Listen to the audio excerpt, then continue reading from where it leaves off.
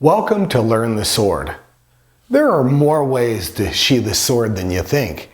Last time we worked on a basically overhand and reverse hand sheathing process that makes it easier to use gravity with it and allows you to make a better sheathing, which feels a lot better. Let's work on another couple of sheathing processes or angles that might be more interesting, and it helps you work in with a cut too. For example, let me go back to an Iaito that's about 980 grams, which is a little less than 2 pounds. Let me draw the sword out, and I want to go at this angle now. Now, the nice thing about sheathing the sword after you make the cut, watch how I bring this in. That's just one way. Wasn't even thinking about it, I just put away the sword. But I'm going to pull the sword out and make a cut. See how that works? Now I'm going to bring my left hand in behind my right. I'm going to lift up my elbow and allow the sword to drop down like this. Then I'm going to reverse my hand and bring it back this way and let it fall into the koeguchi and put the sword away. If I was going to come and do the exact same thing at this angle, I come over here, I'd make the cut. Instead of coming back to a center stance, which is viable and it's very, very good and it teaches you a strong focal point and pattern, but after a while, you don't need to go straight back.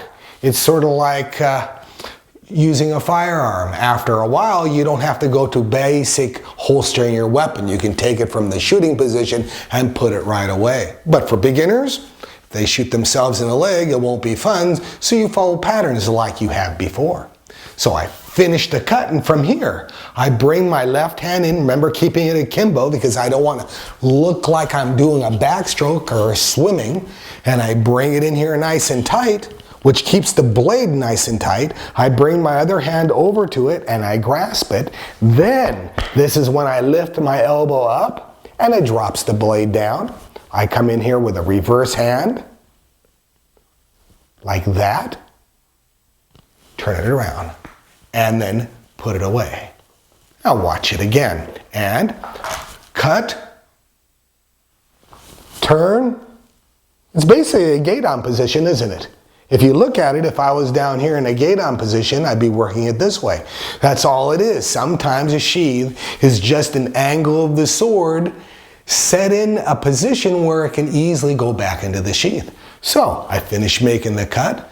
Keep my arm tight, bring that around, take that into a basic gate-on, reverse my hand here. Remember, here we are here. I reversed my hand here and I put it away, correct? Remember the last segment? This, I'm just doing the same thing, but I'm lifting up my arm just slightly more, so the angle of the sword is different.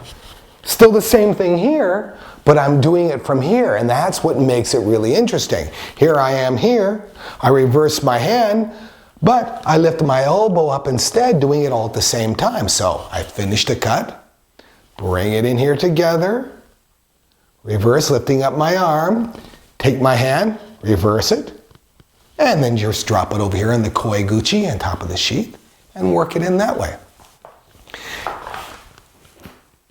See that? And let's work on this for a couple of minutes to make it a little bit more smooth and interesting.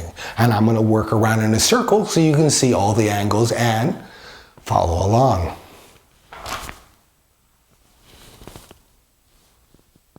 Remember, the angle's here. If it's up high, it's not too bad. If it's down too low, no. Make it a nice angle where the water would just sort of run off nicely.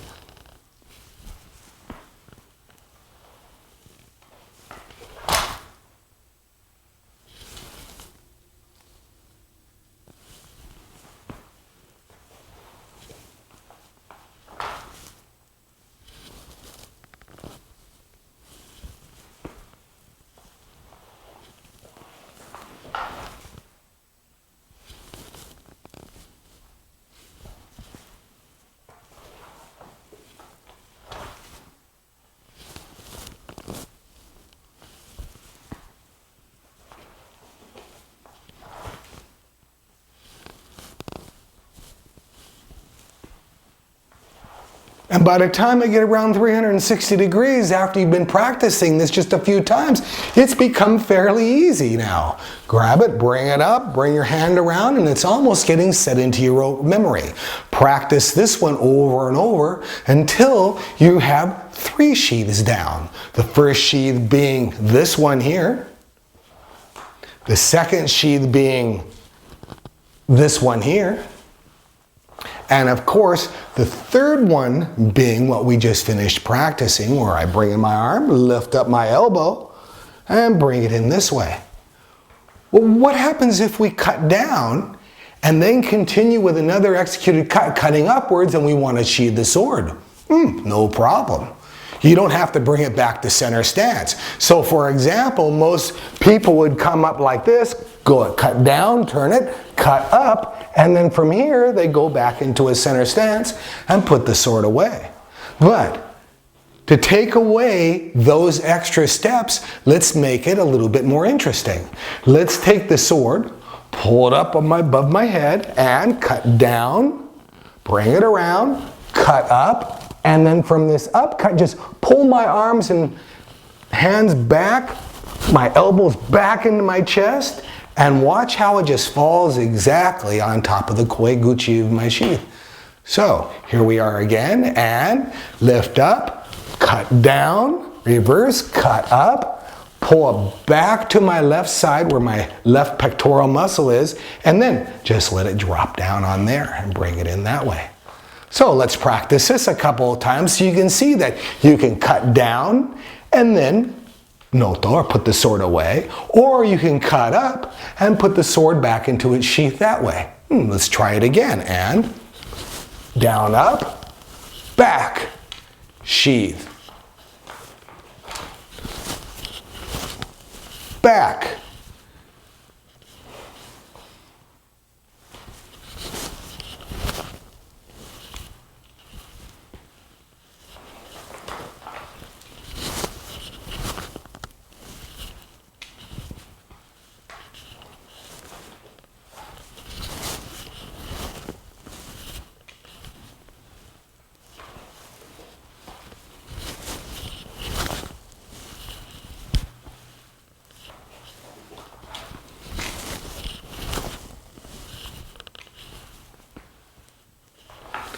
As you can see, by the time you make 360 degrees and you've drawn and sheathed the sword and went into that pattern, it isn't that difficult now.